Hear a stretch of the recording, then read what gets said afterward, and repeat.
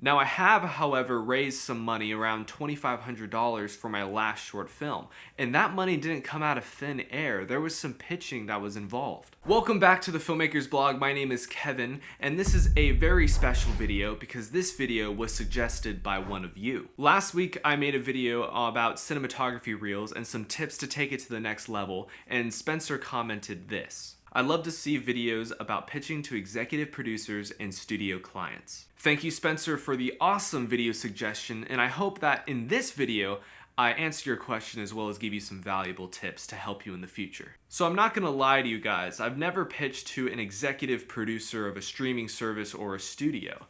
But that doesn't mean I've never pitched before. Well, if you're not pitching to the most important people, then who are you pitching to? Well, if you're a filmmaker or a writer, you actually pitch your movies all the time. In fact, during daily conversation, when I talk to people and they ask me what I do, what I'm working on, they ask me what my film is about. What is it? My next line is actually a pitch, because based off what I say right away, it determines if I've grabbed their attention and if they want to learn more about the project. Now I have, however, raised some money, around $2,500 for my last short film, and that money didn't come out of thin air. There was some pitching that was involved. Alright, so let me give you my 5 tips to help you pitch your story or film to executive producers, studios, and your next door neighbor.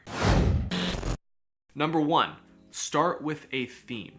Now, I believe a pitch is pretty much a performance. It's like acting up there. And with acting and with a scene and a performance, you want to create an emotional connection to whoever you're talking to.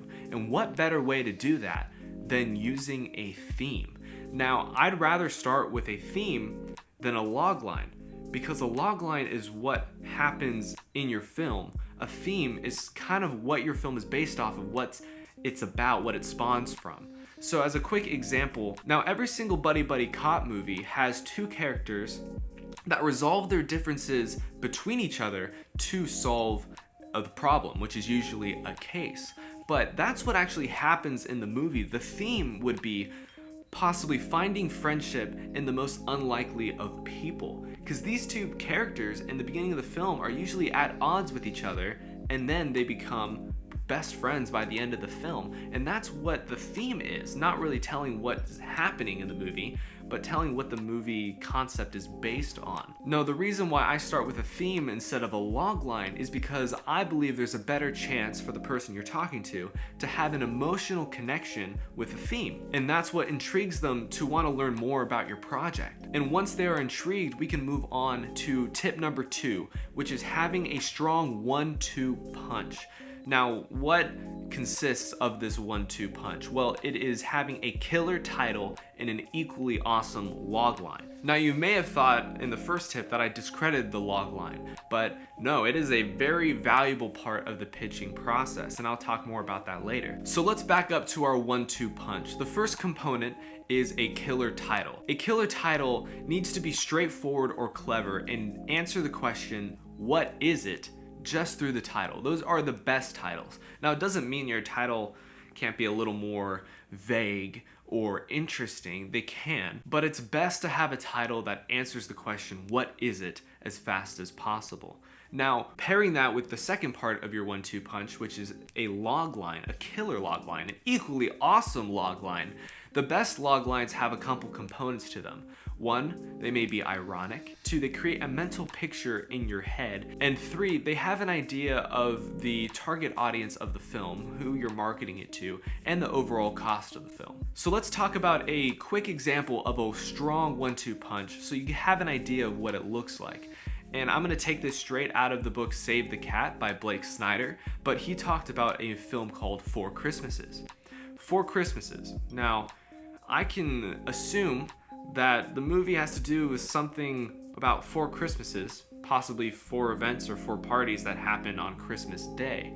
Now, that's just from the title. The logline says a newly married couple has to spend Christmas Day with each of their divorced parents, therefore the 4 Christmases. So with these 2 elements, you have a clear idea of what this film was about. Moving on to number 3, you gotta have something to present. especially if this is a formal pitch meeting. You have to have something more than just your words, whether you bring in a poster board with concept art, something for them to look at, or you're able to have more of a PowerPoint presentation. If you're not able to have any of those things, bring in some documents that have your executive summary. What? An executive summary. What's that? An executive summary is pretty similar to a proposal. Like any job or gig that you've applied for, an executive summary is kind of loosely interpreted as a resume for your film. It consists of a project overview, of course your title, your theme, and your logline, as well as a synopsis of the film. It's pretty much a document that tells about your film and how you would use the money that potential investors would invest to produce your film.